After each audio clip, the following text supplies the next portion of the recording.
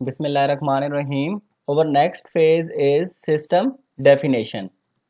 System definition is concerned with the boundaries and scope of the database system and the major user views involved in that particular database system. User view defines what is required of a database system from perspective of user view से मुराद क्या हो सकती है कि आपका एक particular job role है कि मसलन कोई मैनेजर्स हैं उनको अपनी जॉब परफॉर्म करने के लिए किस किस डेटा की ज़रूरत पड़ती है, क्या क्या वो ऑपरेशन परफॉर्म कर सकते हैं एंड सो ऑन।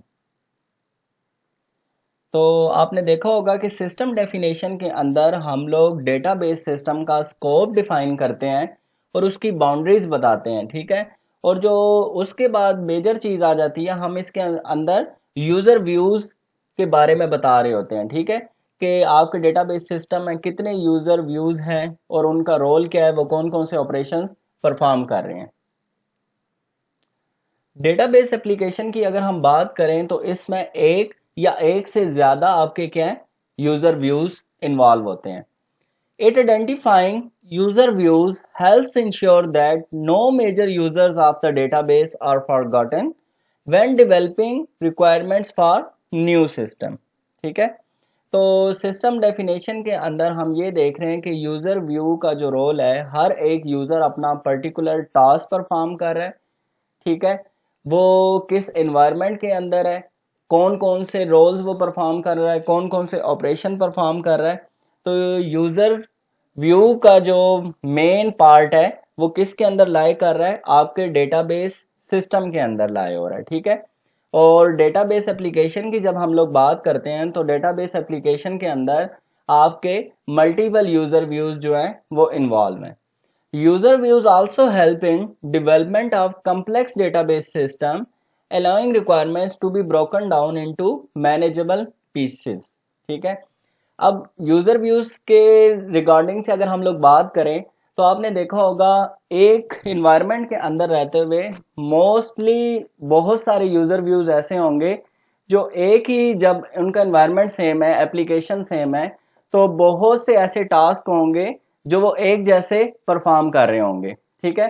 तो जब एक जैसे टास्क जब वो परफॉर्म कर रहे होंगे तो वो यूज़र व्यूज़ आपस में क्या करेंगे, ओवरलैप करेंगे। ओवरलैप का मतलब ये है कि उनके जो टास्क जो वो परफॉर्म कर रहे थे वो कुछ टास्क उनके क्या थे, सिमिलर थे। तो हमने यहाँ पे एक चीज़ और भी ध्यान रखना है कि हम लोग हमेशा ऐसी रिक्वायरमेंट्स को यूज़ करेंगे जिनको हम लोग मैनेजेबल कर सकें पीसीस के अंदर, मींस हम लोग उनको डिकम्पोज कर सकें, ठीक है, उनके पार्ट्स के ऊपर हम लोग इजीली जो है काम कर सकें। यानी हर यूज़र व्यू का एक अलहदा से मॉड्यूल होगा और वो यूज़र व्यू उस मॉड्यूल के ऊपर अपना जो रोल है, जो अपना ऑपरेशन है, वो परफॉर्म कर रहा होगा। जी, अब हम लोग मल्टीपल यूज़र व्यूज़ को डायग्राम के हवाले से देखते हैं। तो आप देखें, सबसे पहले आपका डेटाबेस के अंदर यूज़र व्यू लाइक आ रहा है, ठीक है, उसके बाद आपका यूज़र व्यू 2 आ रहा है, फिर आपका यूज़र व्यू 3 है, फिर आपका यूज़र व्यू 4 है, फिर आपका यूज़र व्यू 5 है एंड लास्ट आपका यूज़र व्यू 6 है। ये तमाम जो यूज़र व्यूज़ हैं ये किसका पार्ट है, आपके डेटाबेस एप्लीकेशन का पार्ट है। और जब हम मल्टीपल यूज़र व्यूज़ की बात करें तो ये तमाम यूज़र व्यूज़ किसके अंदर लाई कर रहे हैं, आपके डेटाबेस सिस्टम के अंदर लाई कर रहे हैं, ठीक है। अब यहाँ पे एक चीज़ आप ये देखें, ये आपका शेडेड एरिया है लाइन वाला। तो मैंने आपको बताया है कि ये जो है यूज़र व्यू 1 जो है यूज़र व्यू 2 के साथ क्या कर रहा है, यहाँ पे ओवरलैप कर रहा है। इसी तरह यूज़र व्यू 2 जो है वो यूज़र व्यू 3 के साथ ओवरलैप कर रहा है। लेकिन जो आपका यूज़र व्यू 4 है वो किसी दूसरे यूज़र व्यू के साथ ओवरलैप नहीं कर रहा। इसी तरह आप यूज़र व्यू 5 की बात करें तो यूज़र व्यू 5 जो है आपके यूज़र व्यू 6 के साथ ओवरलैप कर रहा है, और यूज़र व्यू 6 जो है वो किसके साथ ओवरलैप कर रहा है, यूज़र व्यू 5 के साथ। अब आपने यहाँ पे देखा है कि कुछ हिस्से जो हैं वो आपस में क्या कर रहे हैं, ओवरलैप कर रहे हैं, क्योंकि जो यूज़र व्यूज़ हैं यहाँ पे एक ही ऑर्गेनाइजेशन से बिलोंग कर रहे हैं। तो हो सकता है कि कुछ टास्क ये एक जैसे परफॉर्म कर रहे हों, तो इस वजह से यहाँ पे क्या हो रही है, ओवरलैपिंग हो रही है। अब यूजर व्यू 4 के केस में देखें तो यहाँ पे ओवरलैपिंग नहीं हो रही क्योंकि इसके कोई ऐसे टास्क किसी दूसरे यूजर व्यू के साथ सिमिलर नहीं थे। तो आई होप सो अब आपको ओवरलैपिंग का कॉन्सेप्ट इस डायग्राम के थ्रू क्लियर हो गया होगा। ओके, और next phase is requirements collection and analysis. Again this phase is very crucial. So we will define requirement collection and analysis as a process of collecting and analyzing information about the part of organization to be supported by the database system and using this information to identify users requirements of new system. जी, तो हम यहाँ पे क्या बात कर रहे हैं कि वो प्रोसेस जिसमें हम लोग रिक्वायरमेंट्स क्या कर रहे हैं, कलेक्ट कर रहे हैं, इंफॉर्मेशन हम लोग कलेक्ट कर रहे हैं और उस इंफॉर्मेशन के ऊपर हम लोग एनालिसिस परफॉर्म कर रहे हैं about the part of organisation. वो ऑर्गेनाइजेशन के मुतालिक वो ऑर्गेनाइजेशन जो हमें क्या कर रही है, डेटाबेस सिस्टम प्रोवाइड कर रही है। ठीक है, तो हम देख रहे हैं कि ये जो हमने रिक्वायरमेंट गैदर की हैं, जो रिक्वायरमेंट कलेक्ट की हैं, क्या वो हमारे डेटाबेस सिस्टम को सपोर्ट भी कर रही हैं या नहीं कर रही। And in the last using this information to identify user requirements of new system. और हम लोग ये चेक कर रहे हैं कि ये जो इंफॉर्मेशन हमने कलेक्ट की हैं, क्या ये हमारी यूज़र की रिक्वायरमेंट जो है कि नया सिस्टम अडॉप्ट करने के लिए कलेक्ट की जा रही हैं या एग्जिस्टिंग सिस्टम के ऊपर ही हम लोग ये जो हमारी रिक्वायरमेंट्स कलेक्ट हुई हैं वो उसी के ऊपर हम लोग काम करेंगे। Okay, information is gathered for each major user views and it includes, so we will be concerned with each users of that particular organization. So it's very crucial we should concentrate on each user group and the view of each user group. So what should be included in this information? First information is a description of data used or generated. इसमें आप ये बता रहे हैं, data की description बता रहे हैं, ठीक है, कि कौन सा डेटा आप यूज करने जा रहे हैं या कौन सा डेटा आपने जनरेट किया है। Second is details of how data is to be used and generated. आप डेटा की डिटेल बता रहे हैं कि वो कैसे इस्तेमाल किया गया है और किसने इसको जनरेट किया है। And the last is any additional requirements for new database system.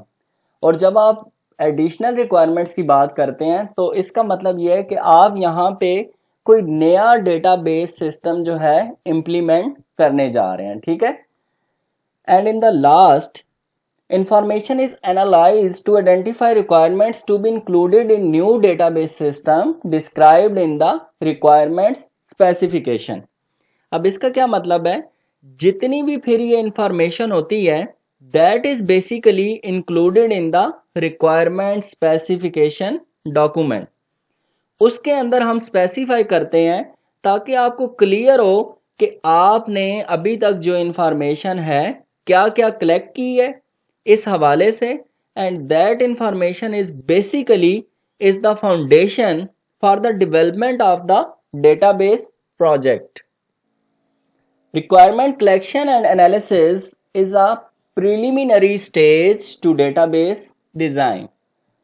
First point is too much study to soon leads to paralysis by analysis।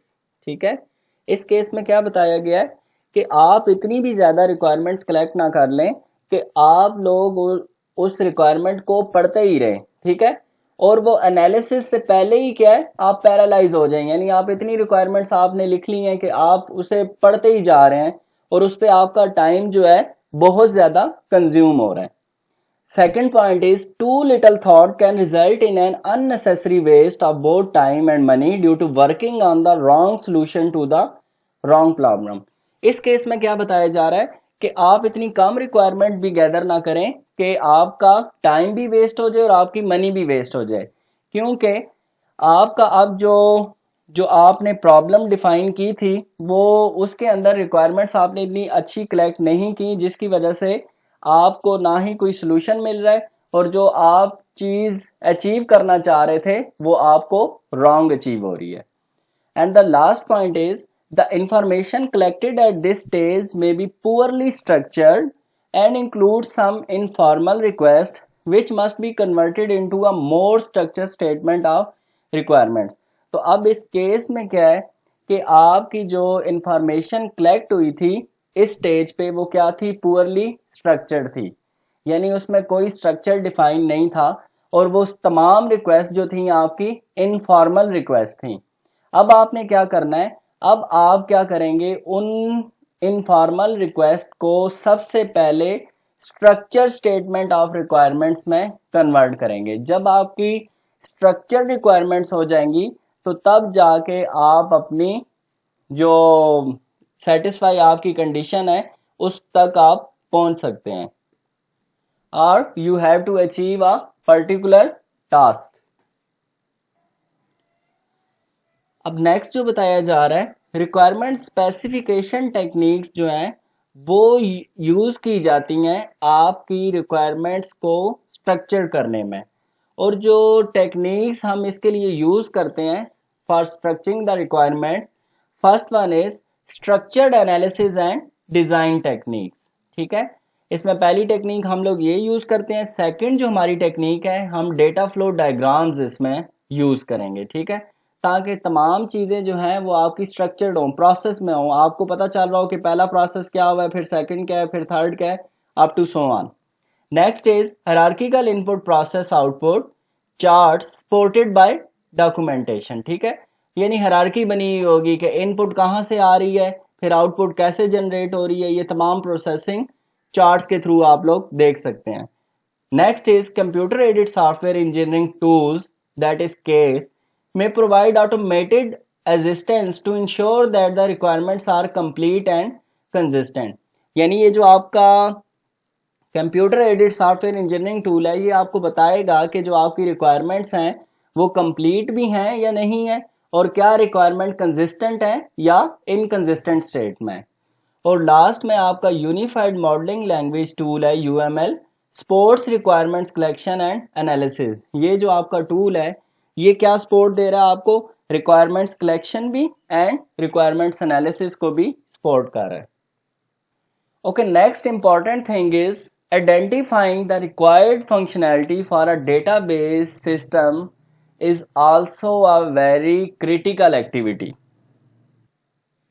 If you came up with inadequate or incomplete functionality, then whenever you will deliver your project or product to the user, users will be annoyed, right? Which may lead to rejection or underutilization of the system.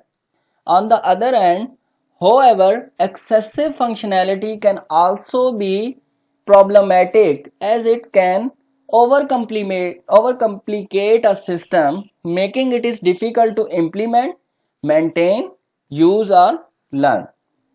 तो second case में क्या बताया जा रहा है कि अगर आप एक्सेसिव फंक्शनैलिटी अपने प्रोडक्ट या प्रोजेक्ट के अंदर दे देंगे तो ये भी एक बहुत बड़ी प्रॉब्लम है। ठीक है, उस सिस्टम के लिए। तो उस सिस्टम को अंडरस्टैंड करना, उस सिस्टम को इम्प्लीमेंट करना एक्सेसिव फंक्शनैलिटी के साथ मुश्किल हो जाएगा। फिर उस सिस्टम को मेंटेन करना भी आपके लिए बहुत मुश्किल हो जाएगा, यूजेज भी उसकी बहुत मुश्किल हो जाएगी, और यूजर्स के लिए उस सिस्टम को लर्न करना भी काफी कॉम्प्लिकेटेड हो जाएगा। During this requirement collection and analysis phase, there is another very important activity to decide how to manage the requirements for a database system with multiple user views. So there are three main approaches.